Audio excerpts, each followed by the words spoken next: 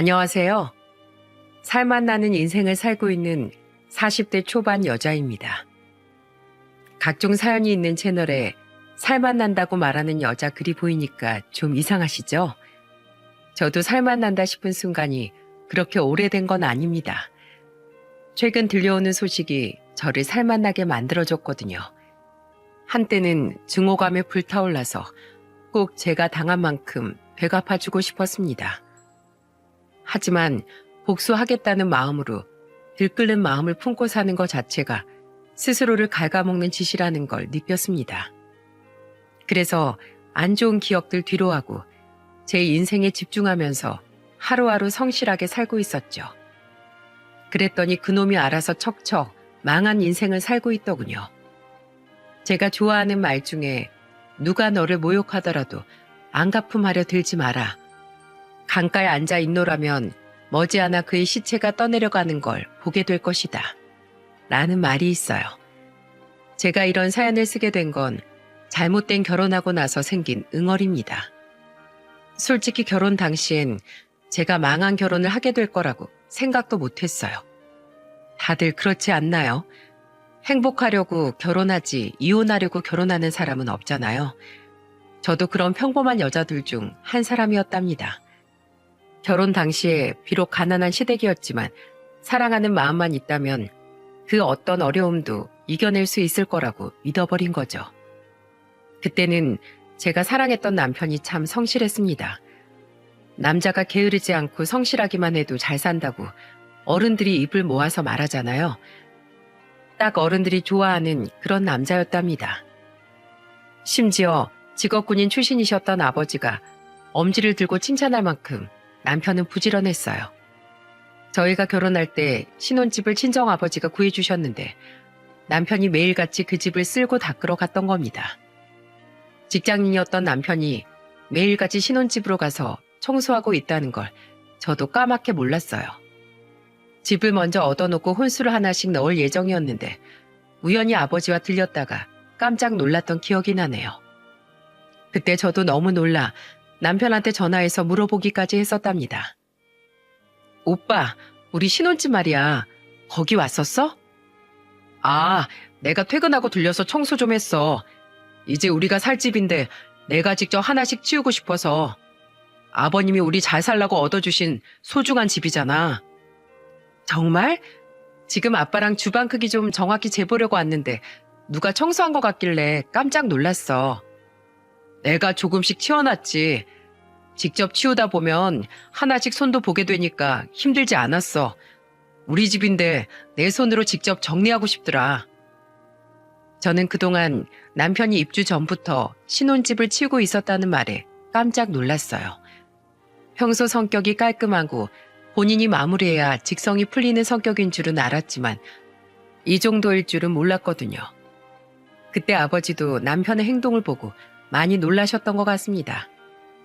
회사 다니면서 이렇게까지 집을 치우고 정리하는 건 힘든 일이지 않습니까? 그때 친정아버지가 집안을 둘러보면서 남편 실력에 2번 감탄하실 만큼 정리가 아주 잘 되어 있었어요. 처음에 제가 남편과 결혼한다고 했을 때 사실 아버지는 걱정이 많으셨답니다. 남편이 첫 인사를 다녀간 뒤 아버진 저한테 걱정스러운 목소리로 말하셨어요. 유진아, 아빠는 네가 좋다고 하니까 반대하진 않을 거야. 그런데 너 정말 괜찮겠어? 시댁도 형편이 좋은 것 같지 않고 사이될 놈도 그냥 평범한 회사 다니는 것 같은데. 아빠, 저 못 믿으세요? 저 엄마 어깨너머로 배운 요리 실력으로 학원까지 운영하잖아요. 뭐든 잘하는 아빠 딸 믿어주세요. 그리고 그 사람 정말 성실하고 정직한 사람이에요. 그래, 알았다. 결혼하겠다고 결심한 너만의 이유도 있겠지. 난 너만 행복하면 됐다. 아무래도 딸 가진 아버지다 보니 혹시나 제가 고생할까봐 걱정이 많으셨습니다. 하지만 전 그때 정말 잘 살 수 있다고 확신이 가득했어요. 저는 요리 연구가였던 엄마의 영향을 받아 직접 요리 학원을 차려서 운영을 하고 있었거든요. 일단 한번 확신이 생긴 길엔 도전해서 성과를 꼭 이끌어내던 성격이었죠. 엄마를 많이 닮았던 전 학원도 안정적으로 잘 이끌어가고 있었습니다. 엄마를 많이 닮아있던 저는 엄마처럼 잘 살 거라고 믿었어요. 제가 본 엄마는 참 멋진 사람이었거든요.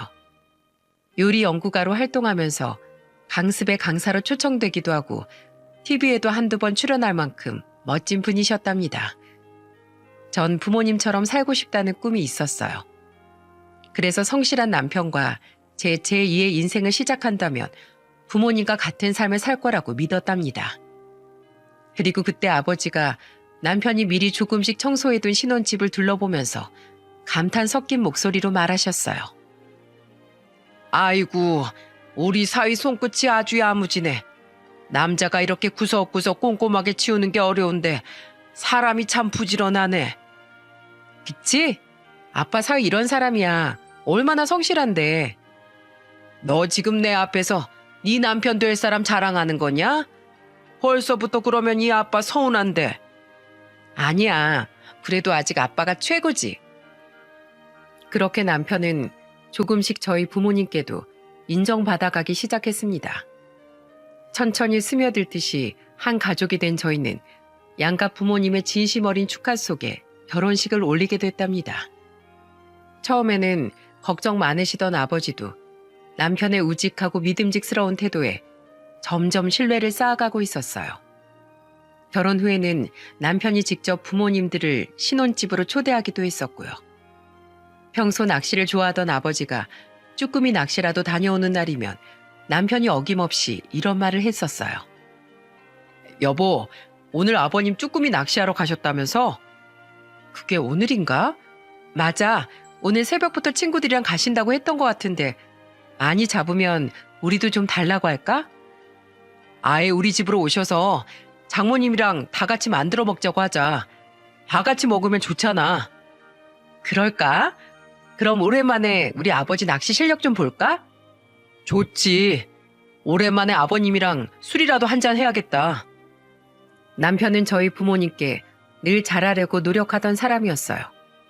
작은 거라도 같이 나누려고 노력하는 남편을 보면서 저도 속으론 내심 고마웠죠. 남자가 처가 식구들과 편하게 연락하고 지내는 모습은 흔한 모습은 아니지 않습니까? 그런데 남편은 저희 집 막내 남동생보다도 저희 부모님과 자주 연락하며 지냈어요. 오죽하면 저도 잘 모르던 아버지의 낚시 모임 일정까지 정확히 알고 있을 정도였죠. 그래서 그날도 부모님을 모시고 저희 집에서 맛있는 저녁을 먹었습니다. 아버지는 남편과 술을 마시면서 자랑스럽게 무용담을 늘어놓으셨죠. 내가 말이야, 낚싯대를 던졌다 하면 그냥 다 건져 올렸어. 내가 자네 나이 땐 손맛 보는 재미로 살았다니까. 우와, 그러셨어요? 어쩐지 장인어른 팔뚝은 제가 따라할 수 있는 팔이 아니라니까요. 자연스럽게 낚시로 길러진 근육은 젊어도 만들기 힘들어요. 그래, 맞아. 이것 봐. 내가 직업군인으로 있을 때도 내 팔을 따라가는 놈이 없었어. 내가 군대에 있을 때 맨손으로 황소도 때려잡으려고 했다니까. 우와, 정말요? 남편은 술에 취해서 말도 안 되는 허풍을 늘어놓는 아버지 말에도 맞장구를 치면서 들었어요. 그 모습을 옆에서 지켜보던 엄마는 혀를 내두르면서 남편한테 한탄하는 목소리로 말하기도 했습니다. 자네가 자꾸 그렇게 들어주니까 이 사람이 멈출 줄을 모르잖아. 난 이제 이 사람 군대 얘기 시작하면 무슨 말이 나올지 자동으로 떠올라. 어찌나 입만 열면 군대 얘기뿐인지 아주 귀에 딱쟁이가 생겼다니까. 자네도 더 듣다가 지겨워지기 전에 그만 들어줘. 아니에요, 장모님. 전 장인어른 이야기 즐거워요. 맨손으로 황소 때려잡을 뻔한 이야기 어디서 또 듣겠어요?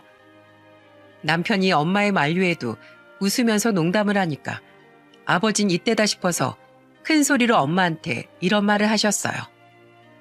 그것 봐. 내 군대 얘기 듣고 재밌어 하는 사람이 있다고 했지? 당신만 지겹다고 한다니까? 신기하긴. 우리 사이도 더 듣다 보면 나처럼 될 거야. 그러니까 당신도 좀 그만해. 왜 그래? 가족끼리 서로 들어주고 그러는 거지. 그러니까 일절만 하고 끝내라고 이 사람아.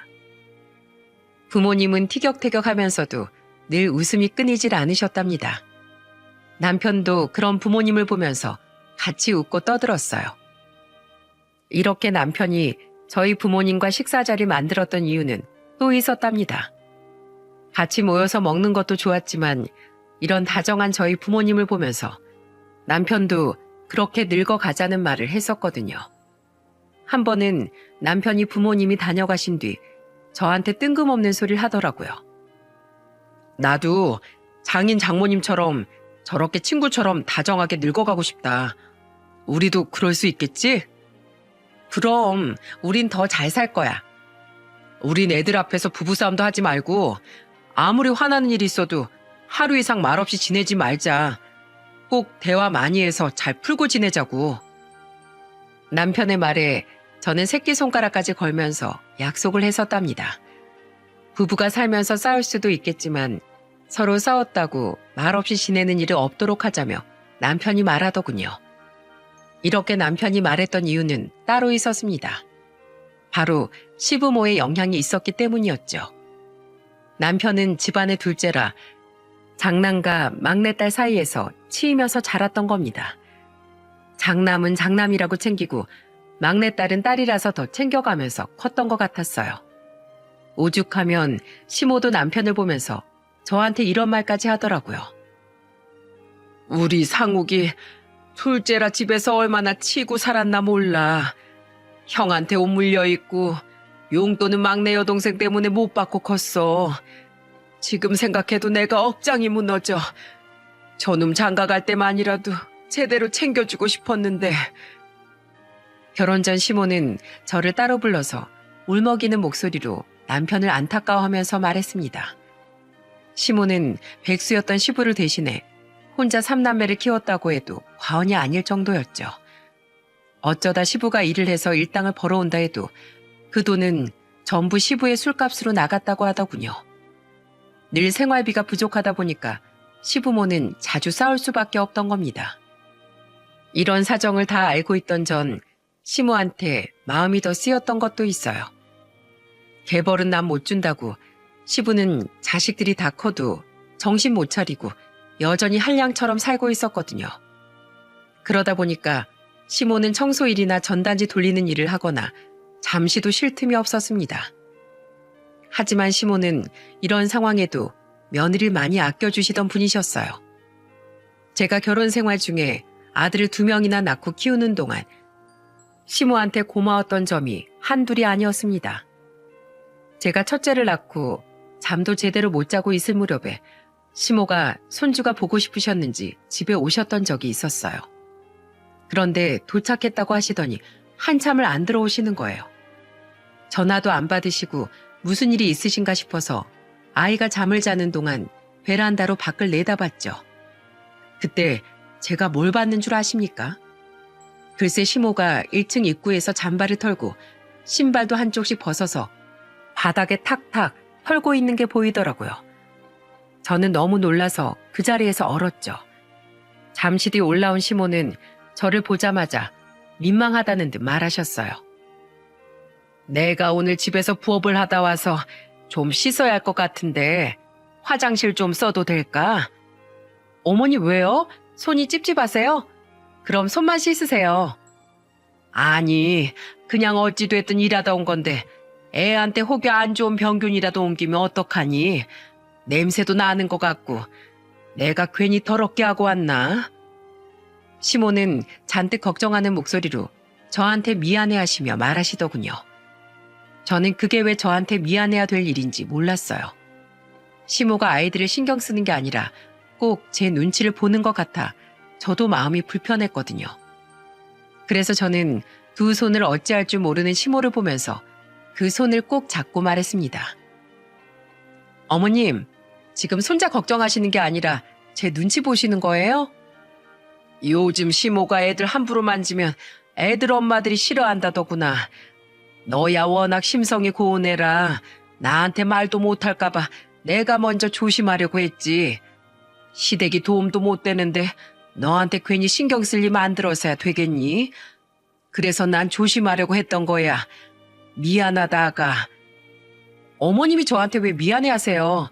전 한 번도 그런 생각 안 해봤어요. 저 어릴 때 어떻게 컸는 줄 아세요? 친정 아버지가 군인이라서 맨날 흙먼지 몸에 다 뒤집어 쓰고 들어온 아버지가 저 예쁘다고 맨날 끌어안고 계셨대요. 그런데 저 좀 보세요.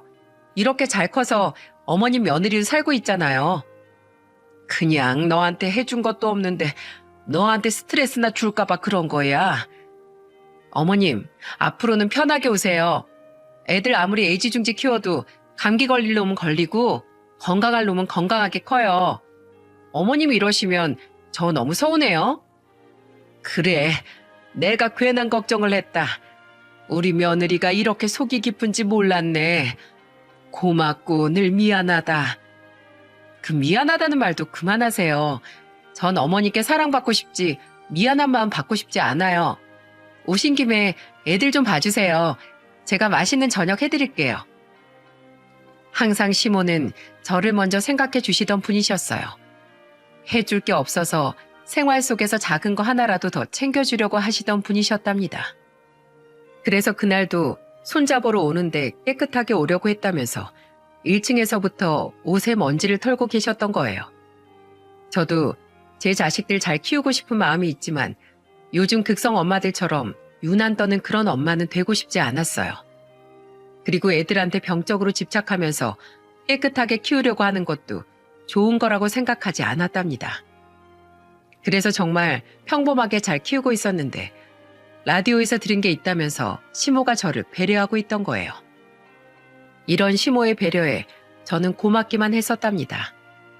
그래도 제가 이렇게 말씀을 드리니까 시모는 저를 보러 오는 게 조금은 편해졌던 것 같았어요. 한 번은 청소일을 끝내고 오던 시모가 저한테 전화해서 기쁜 목소리로 말하시더군요.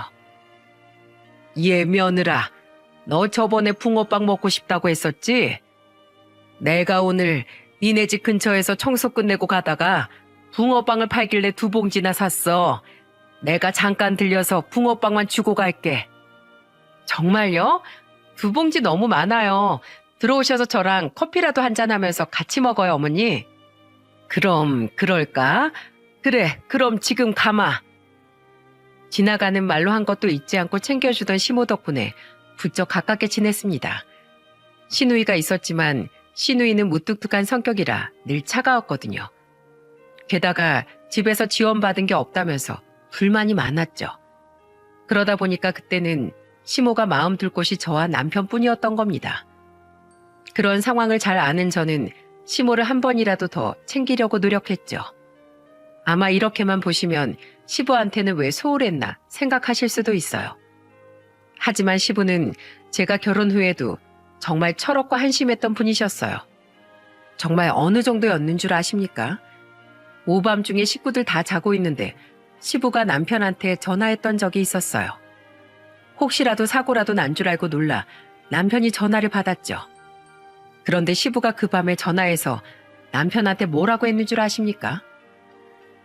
상우가, 너 지금 와서 여기 술값 좀 계산해라. 내가 8만 원 외상으로 해달라니까 못 해준대. 날 뭘로 보고 외상도 안 된다는 거야? 이런 치사한 가게를 봤냐고. 요즘 세상에 누가 외상을 해줘요?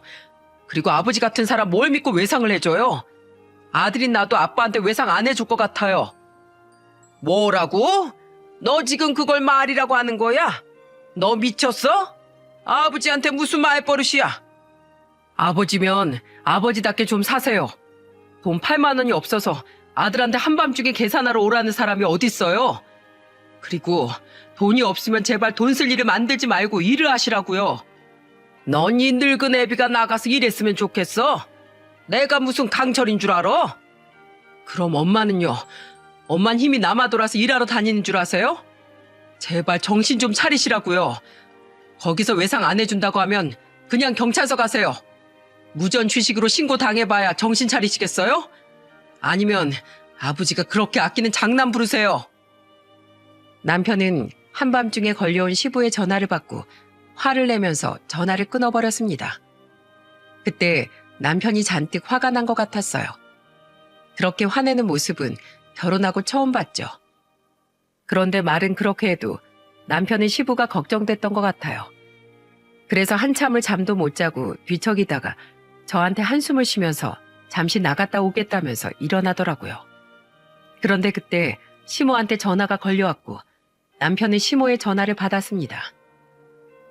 결국 엄마가 아빠 술값 계산해주고 오신 거예요? 왜요? 제발 엄마도 아빠 좀 포기하세요. 아빠는 엄마도 저도 아니고 오로지 세상의 장난뿐이라고요. 오해야. 네가 답답해하는 건 아는데 엄마가 계산하고 왔으니까 너무 걱정하지 마. 아버지가 마음은 그렇지 않은 거 잘 알잖아. 자식이 다 같은 자식이지 장남 차남이 어딨어. 그만하세요. 정말 지긋지긋해서 못 살겠어요.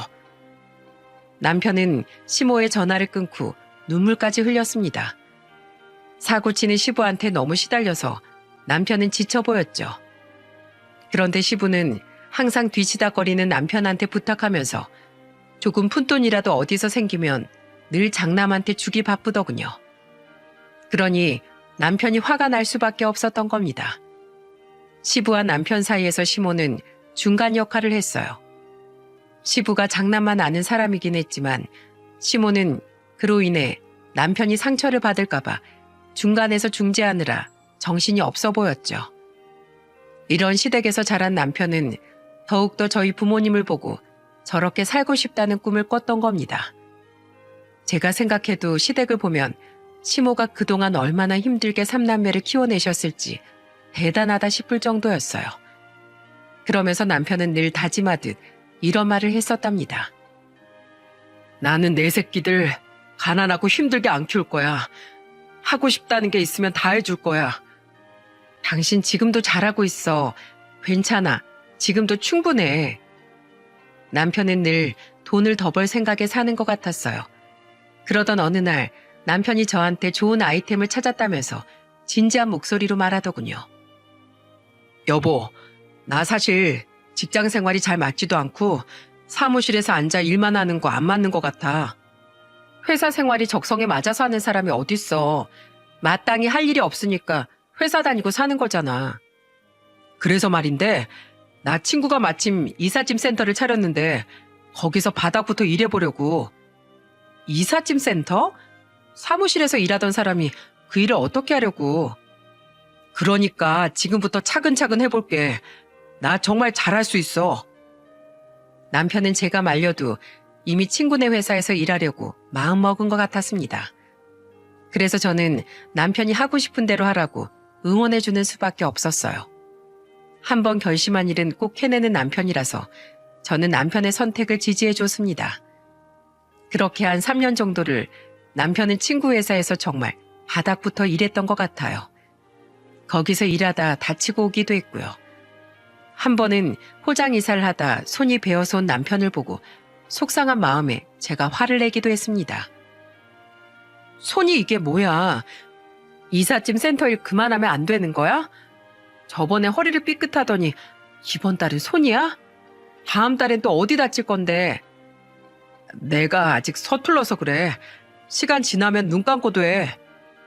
눈 뜨고도 이렇게 다쳐서 오는데 눈 감고 어느 세월에 할래?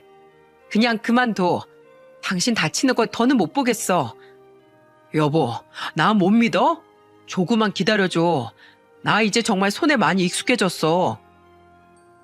일 배운다면서 매일 다치고 오는 남편을 보면 어떨 것 같습니까? 저는 속이 타들어가는데 남편은 그것도 모르고 금방 낫는다면서 걱정하지 말라고 말하더군요. 그렇게 여기저기 다쳐가면서 배운 기간이 3년이나 됐습니다. 열정을 다해서 배운 남편은 이제는 이삿짐 센터를 차리고 싶어 했답니다. 하지만 저희도 아들들이 크고 있는데 회사를 차릴 돈이 어디 있었겠습니까? 그래서 저는 어쩔 수 없이 친정아버지한테 또 한 번 손을 벌릴 수밖에 없었어요. 아버지가 워낙 구두쇠라서 도움을 주실지도 미지수였고요. 하지만 아버지도 3년이라는 시간 동안 남편이 얼마나 열심히 하는지 보셨기 때문에 남편이 회사를 차릴 수 있도록 자금을 빌려주시더군요. 그러면서 아버지는 당부의 말을 하셨습니다. 내가 자네 혼자서 잘 먹고 잘 살라고 해주는 돈 아닌 거 알지? 가장으로 처자식 잘 건사하라고 해주는 거야. 나중에 내 딸한테 다 되갚아줘. 네, 아버님. 정말 잘하겠습니다. 그렇게 남편은 3년 만에 이삿짐 센터를 차릴 수 있었던 겁니다. 아버지가 직업군인 출신이라서 주변의 선후배들도 많은 편이셨어요. 그래서 남편이 본격적으로 일을 시작했을 때 지인들한테 앞장서 홍보를 해주기도 했답니다. 그 덕분에 남편은 개업하고 아버지 지인들 통해서 홍보 효과를 톡톡히 보기 시작했죠. 그 후 남편의 이삿짐 센터는 승승장구하기 시작했어요.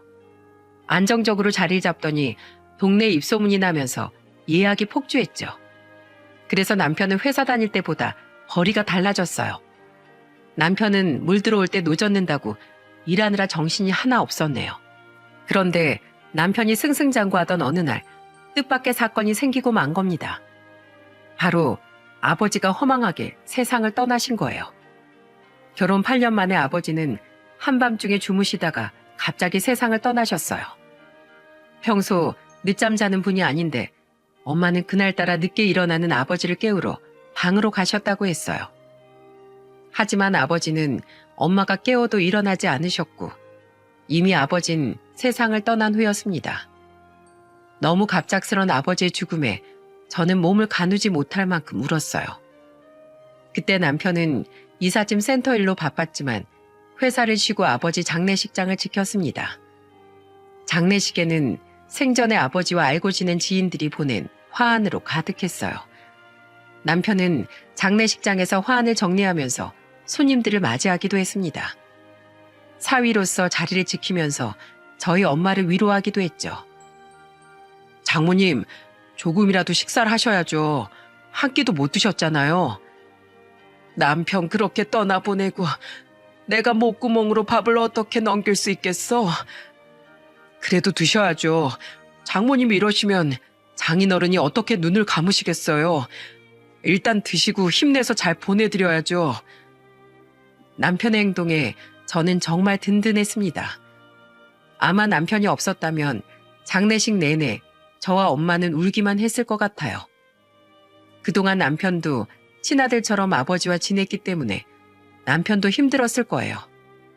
그래도 남편은 남몰래 울면서도 저와 엄마 앞에서는 눈물을 꾹 참더군요. 저희 가족은 남편 덕분에 아버지를 떠나보내면서 충분히 슬퍼할 수 있었습니다. 이런 남편을 보면서 내가 결혼 하나는 잘했다 믿었고요. 하지만 정말 듬직하고 믿을 만한 사람이었다면 제가 이런 긴 사연을 쓰지도 않았겠죠. 아버지 장례가 끝난 후부터 제 인생은 폭풍우에 휘말리듯 흔들리기 시작했어요. 그리고 제 인생을 흔들 시작은 시간이 흘러 시댁에서 가장 먼저 벌어졌답니다. 바로 시부가 시숙 사업을 돕다가 집을 날려먹은 거죠. 그동안 시숙이 사업한다고 시부와 시모의 돈을 꾸준히 갈취해 갔어요. 시부는 장남 잘 되라고 무조건 퍼주고 있던 거였죠. 그때도 자기 아들 믿고 하나밖에 없는 집을 담보로 대출까지 받아서 도와준 겁니다. 그게 얼마나 갔을 것 같습니까? 정확히 1년 만에 쫄딱 망해서 이자 내기도 벅차 결국 집까지 경매로 넘어가고 말았습니다. 그런데 시숙이 그제야 뭐라고 했는 줄 아십니까? 나는 사업자금 해달라고 했지 주택담보대출로 해달라고 한 적 없어. 그러니까 누가 하나 있는 집 담보로 대출까지 받아서 해달래? 사업이 실패할 수도 있는 거지. 아니, 난 몰라. 아빠가 대출 받은 거니까 알아서 해. 세상에 이런 은혜도 모르는 자식 본 적 있으신가요? 그때 남편이 시숙을 한 대 칠 것처럼 화를 내면서 소리쳤어요. 뭐? 지금 그게 뚫린 입이라고 할 소리야? 부모님이 형한테 어떻게 했는데 그런 소리를 해. 당장 돈 구해와. 형이 말아먹은 돈 찾아오라고. 아, 그 돈을 내가 어디서 해와? 나 망했다고. 야, 네가 그러고도 사람이야? 사람이냐고.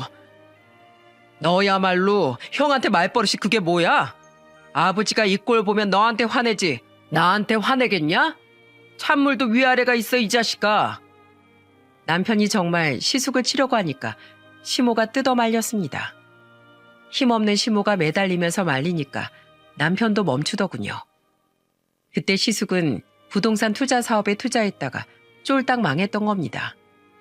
시공사가 부도가 나버렸기 때문에 투자자들까지 줄줄이 투자했던 돈을 회수도 못하고 망한 거죠.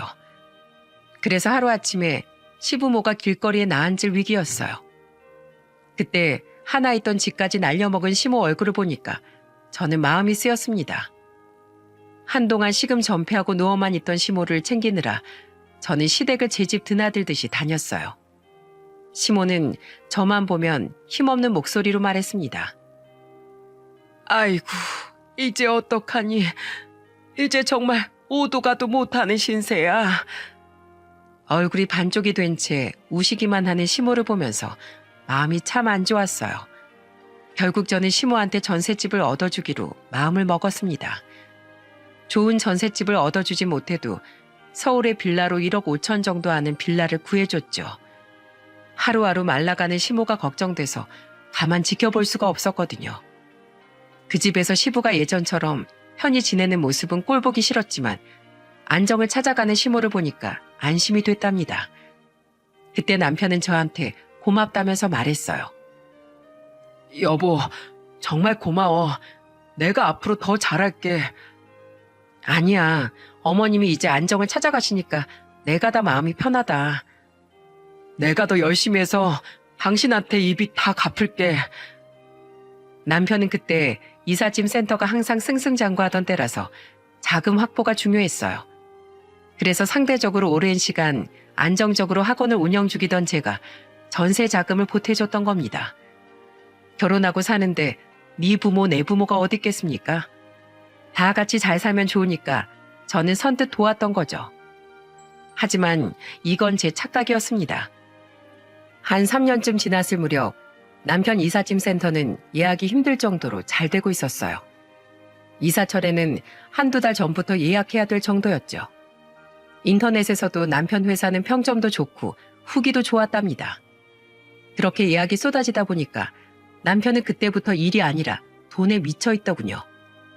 벼는 익을수록 고개를 숙인다고 하지 않습니까? 그런데 그때 돈 맛을 좀 본 남편 놈은 정말 천박했습니다. 제가 이렇게 표현할 수밖에 없을 정도로 그때 남편은 이상했죠. 한 번은 큰아들이 학원에서 친구와 싸우고 온 적이 있었어요. 아무래도 남자애들이다 보니까 서로 주먹 다짐도 했던 것 같았습니다. 그래서 아들 얼굴에 작은 상처가 나 있었어요. 저녁에 아들을 보고 저는 다그치면서 말했습니다. 학원에 공부하라고 보냈더니 친구랑 싸우고 있어? 엄마가 너 그러라고 가르쳤어? 걔가 먼저 내 점수 보고 놀렸단 말이에요. 그렇다고 친구를 때려? 놀린다고 친구를 때리면 너도 똑같은 사람이 되는 거야. 저는 아들이 친구를 때렸다는 말에 너무 놀랐죠. 그래서 그러면 안 된다고 말해주고 있는데 옆에 있던 남편이 갑자기 코웃음을 치면서 아들한테 말하는 겁니다. 아들, 잘했어. 사내놈이 말이야. 듣기 싫은 소리 들었으면 사람 좀 칠 수 있지. 아빠가 깽값은 물어줄게. 마음에 안 들면 쳐. 맞고 다니는 것보다 차라리 때리고 다니는 게 100번 낫다. 이게 지금 아들한테 훈육하는 아버지의 말이 맞는 건가요? 제 두 귀로 듣고도 저는 잘못 들은 줄 알았습니다. 그래서 저는 황당한 표정으로 남편을 보면서 소리쳤죠. 그게 지금 무슨 소리야? 애한테 그렇게 말하면 어떡해? 맞잖아. 내가 돈이 없는 것도 아닌데 어디서 얻어 터져서 아들 병원비 내느니 차라리 아들이 때린 놈 깽값 물어주는 게 낫지. 남자애들은 다 그러면서 크는 거야. 당신 미쳤어? 난 애들 그렇게 안 키울 거니까 애들 앞에서 헛소리 좀 하지 마. 돈이면 다 되는 줄 알아?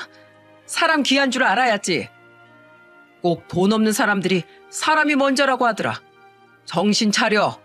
돈이면 안 되는 게 없는 세상이야. 애들도 그걸 알아야지. 세상에 이렇게 천박한 말은 저도 처음 들어봤어요. 오죽하면 사고친 큰아들도 남편 말에 놀라 잘못했다고 반성했다니까요. 애들도 이상한 걸 아는데 남편만 이상한 걸 모르는 것 같았습니다. 그런데 저는 남편이 말만 그런 줄 알았는데 정말 돈 좀 벌었다고 인생을 막 살고 있더군요. 남편이 운영하는 이삿짐 센터엔 한국인보다 외국인 노동자들이 많았는데 남편이 월급으로 갑질을 하고 있던 겁니다. 그래서 고용노동부에서 조사까지 나왔던 적도 있었어요. 사람이 돈이 생기면 여유가 생긴다는데 남편은 어떻게 된 게 점점 더 여유가 없는 사람이 되어 있더라고요.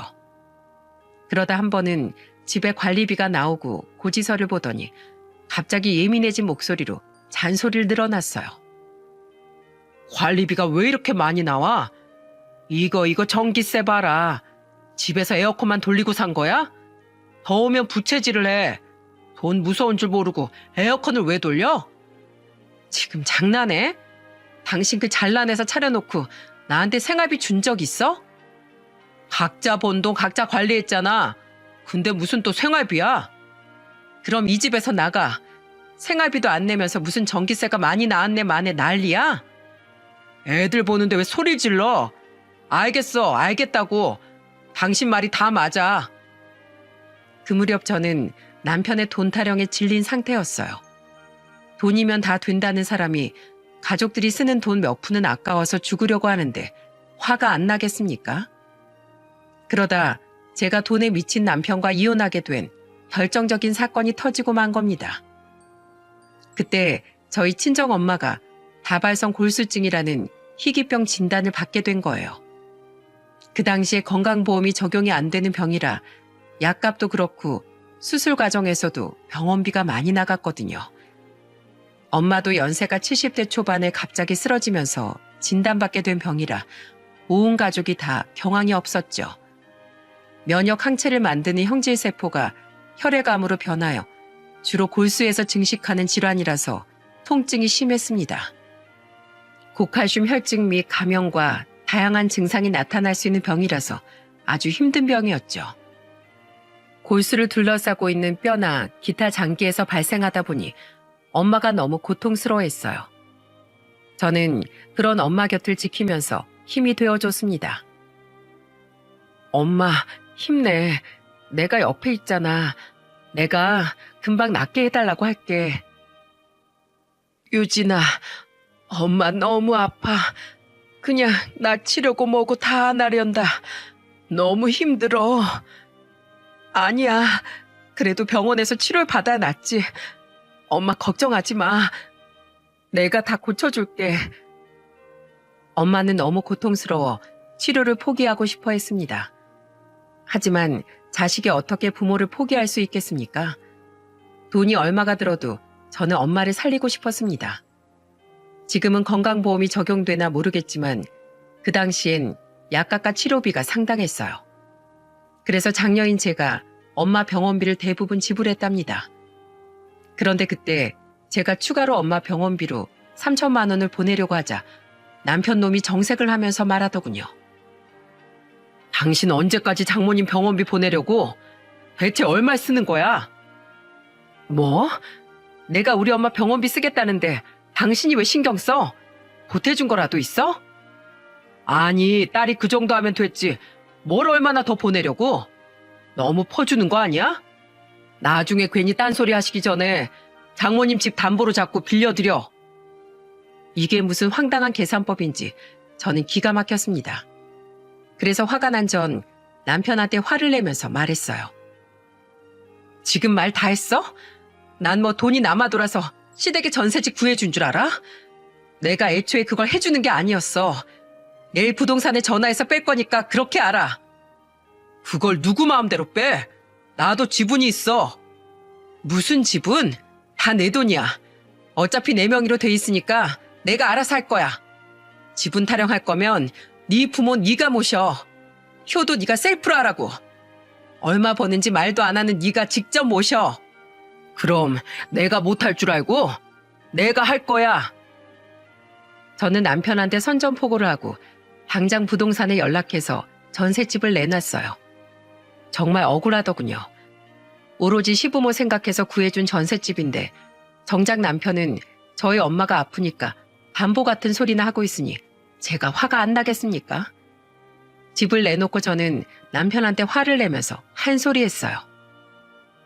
검은 머리 심슨 거두는 거 아니라더니 진짜 어떻게 당신이 그럴 수가 있어? 우리 집에서 당신한테 해준 게 얼만데.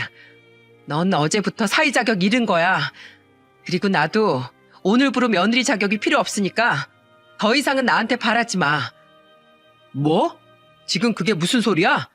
뭐 이혼이라도 하자는 거야? 그래, 너같이 은혜도 모르는 짐승만도 못한 놈이랑 난 더 한순간도 못 살아. 그지? 내 명의인 거 알지? 그 돈 빼서 병원비 쓸 거니까 넌 네 부모 알아서 네가 모셔. 그래, 알아서 해. 난 뭐 돈 없는 줄 알아? 남편 놈은 제 말에 큰 소리를 떵떵 치더군요. 시모가 걸렸지만 그때 저도 엄마가 아파서 마음에 여유가 없었습니다. 그리고 정말 부동산에 집을 내놨고 조건이 좋게 나온 집이라 2주도 안 돼서 집이 나가더군요. 너무 속전속결로 집이 나가니까 시부가 황당한 목소리로 저한테 전화해서 하소연을 하더군요. 갑자기 집을 빼면 우린 어디 살라고 그러는 거냐? 남편이 집 얻어준다고 하니까 조금만 기다리세요. 어쩔 수 없잖아요. 아, 그리고 저 이제 이혼하니까 저한테 전화해서 그만 좀 말하세요. 뭐? 이혼? 니들 또 왜 그러냐? 그것도 아들한테 물어보세요. 아주 돈 많은 훌륭한 아들 두셨으니까 아들이 다 해결해 줄 겁니다. 저는 시부의 전화도 매몰차게 끊어버렸습니다. 그런데 여러분, 큰소리 떵떵 치는 남편이 시부모한테 어떤 집을 얻어줬는지 아십니까? 보증금 3천에 월세가 60만 원이나 하는 투룸을 구해준 겁니다. 일정한 수입도 없는 양반들이 한 달에 월세 60만 원을 어떻게 내고 살라고 그런 집을 구해줬나 모르겠어요. 당분간 남편이 월세를 내주겠다고 했는데 그것도 기가 막혔습니다. 결국 갈 곳 없던 시부모는 울며 겨자 먹기로 이사를 했는데 그 집은 문제도 많은 집이었어요. 시부가 도저히 못 살겠다며 이런 전화를 하기도 했거든요. 애미야, 나 도저히 못 살겠다. 물수압이 낮아서 변기는 수시로 막히고 장판은 죄다 뜯어져 있고 해도 안 들어와서 집안이 아주 눅눅해. 저 이혼 준비 중이라는 말 잊으셨어요? 저한테 해준 게 뭐가 있다고 이런 말 하세요? 한때는 며느리였지만 이젠 더 이상 저랑 아무 관계 없잖아요.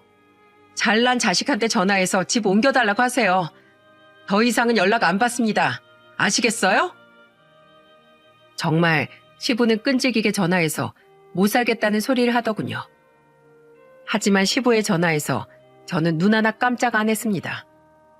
하지만 연락 한 번 없던 시모는 마음이 쓰이더군요. 그래서 저는 시모를 따로 찾아뵙고 인사를 드리며 말했습니다. 어머님, 이거 받으세요. 200만 원 적지만 비상금으로 꼭 가지고 계세요. 이게 뭐야? 아유, 난 못 받는다. 사부인이 몸도 안 좋다면서 한 푼이라도 네가 더 가지고 있어야지. 아니에요. 저 이 정도는 해드릴 수 있어요. 못난 며느리 그동안 예쁘게 봐주셔서 감사했어요. 내가 너한테 뭘 바라겠니? 내가 더 미안하지. 손주들하고 잘 살아. 저는 그렇게 시모와 눈물의 인사를 나눴습니다. 그래도 그렇게 시모한테 인사를 하고 나니까 마음은 한결 편하더군요. 그래서 본격적으로 남편과 이혼 소송을 준비할 수 있었어요. 그런데 남편 회사 차릴 때 아버지가 투자한 돈이 있기 때문에 그 돈을 받아내기 위해 소송을 결심했던 겁니다. 그랬더니 남편 놈이 불평을 하면서 말하더군요. 넌 꼭 그걸 받아야겠어? 장인어른도 세상에 없는데 기어코? 너한텐 1원도 아까워. 그 돈 줄 때까지 소송할 거니까 각오해. 저는 엄마의 병간호를 하면서 소송까지 하느라 스트레스로 너무 힘들었습니다. 잔머리를 어찌나 굴리던지 알미워 끝까지 돈을 받아내려고 악을 썼죠. 그랬더니 결국 남편은 자진 납세를 하더군요. 아버지한테 받았던 투자금을 전부 내놓았습니다. 그 후 재산 분할도 각자 재산은 각자 챙기는 걸로 합의를 봤어요. 저도 엄마를 챙기느라 더 이상 소송을 할 수도 없었기 때문에 그렇게 하기로 했어요. 아이들은 두말할 것도 없이 저와 살겠다고 해서 양육권도 제가 챙기게 됐답니다. 그렇게 이혼 소송을 마무리했습니다. 돈에 미쳐있던 지긋지긋한 그런 놈하고 15년을 살았다는 게 정말 너무나 끔찍했습니다. 돈 앞에 장사 없다지만 돈에 사람 배신하는 놈인 줄은 몰랐어요. 그리고 저희 엄마는 다양한 치료를 진행했습니다. 조혈모 세포 이식 요법을 진행하면서 엄마 면역 관리에 더 신경을 쓰며 지냈답니다. 고령의 환자다 보니 엄마의 체력이 관건이었죠. 그렇게 이혼하고 엄마 치료에 매달려서 그런지 엄마는 힘겨운 조혈모세포 이식을 이겨내고 지금은 약물 치료를 받고 있죠. 그래도 항상 합병증을 조심해야 되는 병이라 이혼 후 엄마한테만 매달렸네요. 그런데 이혼하고 2년쯤 지나자 희소식이 들려왔어요. 그동안 정신없어서 떠올린 적 없던 남편놈이 회사를 폐업하게 됐다는 소식이었죠. 심지어 폐업하는 과정에서 큰 사건까지 생겼더라고요. 이삿짐을 옮기면서 힘드니까 직원들과 반주를 했었나 봐요. 그러다 술 마시고 일하던 직원이 사다리 차에서 떨어지면서 사고를 당한 겁니다. 사장이란 놈이 술을 마시고 일을 하게 두는 게 말이 됩니까? 그래서 결국 남편 놈은 다친 직원 치료비를 전액 감당해야만 했어요. 그 직원은 생명에 다행히 지장은 없었지만 평생 불구로 살아야 했답니다. 이 사건이 세상에 알려지게 되면서 그동안 남편이 직원들 노동 착취해 오던 게 세상에 다 밝혀진 거죠. 경찰에서 조사도 받고 노동청에서 조사도 나왔다고 하더군요. 심지어 외국인 노동자들이 밀린 임금 달라고 고소까지 했으니 회사가 나락에 빠질 수밖에 없던 상황이었습니다. 그런데 왜 남자들은 이혼하고 힘들어지면 전철을 찾을까요? 저한테 전화해서 남편놈이 어이없는 소리를 하더군요. 여보, 나 돈 좀 빌려줘. 그래도 우리 부부였잖아. 이제 당신 소중함을 알겠어. 그때 내가 너무 심했었지. 나 정말 반성 많이 했어. 반성? 2년 만에 쫄딱 망하고 한 게 반성이냐? 애들이 너 같은 놈이랑 안 사는 게 다행이다. 이혼하길 100번 잘했다는 생각이 들어. 네가 무슨 짓을 했는지 아주 기사로 잘 봤다 이 자식아. 넌 법의 심판을 좀 받아봐야 정신 차려. 그리고 너 양육비 안 보내면 나도 소송 걸 거니까 그렇게 알아. 여보! 저는 헛소리하는 남편 전화를 그대로 끊어버렸습니다. 이미 인간이 아니라 짐승인 걸 알았는데 제가 돕겠습니까? 결국 남편 놈은 직원과 합의를 못해서 실형 6개월 선고를 받았다고 하더군요. 그때 6개월 선고받았으니까 지금은 아마 교도소에서 나왔을 겁니다. 하지만 지금까지 연락도 없고 양육비도 한 푼 안 주고 있네요. 비참한 인생을 살고 있는 것 같아서 일부러 양육비 청구도 안 하고 있습니다. 언젠가 직장을 다닌다는 소식이 들리면 그때 소송으로 제대로 또 참교육을 하려고 해요. 이런 한심한 놈 때문에 시부모는 시골에 작은 집을 얻고 사는 것 같았습니다. 월세 60만 원은 젊은 사람도 부담스러운데 나이 드신 분들이 어떻게 살겠습니까? 한순간의 잘못된 선택이 가정을 이렇게까지 파탄내고 만 겁니다. 그때 남편이 돈 좀 벌었다고 거만해지지만 않았어도 이런 일은 없었을 거예요. 제가 여기서 사연을 보다 보면 다들 순간의 잘못된 선택으로 인생이 나락으로 가는 것 같습니다. 그래서 저도 거기에 한마디 보태고 싶어서 이렇게 사연을 보내게 됐답니다. 여러분들 제 사연을 듣고 느끼셨겠지만 가족은 돈이 있다고 잘 사는 게 아니랍니다. 저는 그때 엄마를 치료하기 위해서 큰 돈을 썼고 지금도 여전히 일상에서 신경 쓸 부분들이 많아요. 그렇지만 저는 훨씬 행복합니다. 엄마가 곁에 있다는 것만으로도 너무 좋거든요. 그리고 자식으로서 같이 이겨낼 수 있다는 건 뜻깊은 일이랍니다. 돈이야 벌면 되지만 돌아가신 부모에 대한 후회는 평생 가슴에 남아서 어쩌지도 못한답니다. 그러니까 여러분들도 곁에 있는 가족들에게 마음 아끼지 마시고 더 많이 사랑해 주세요. 돈이 아니어도 마음만으로도 충분히 행복할 수 있답니다. 아이들도 지금 외할머니를 공경할 줄 알고 예의 바르게 잘 자라고 있어요. 부모가 좋은 본보기가 된다면 아이들은 알아서 잘 배우고 자라는 것 같습니다. 그러니 각박한 세상에 가족들 손을 꼭 잡아주시길 바랄게요. 제 긴 사연은 여기까지지만 앞으로 저는 아이들과 열심히 살아가겠습니다. 모두 많은 응원 부탁드려요.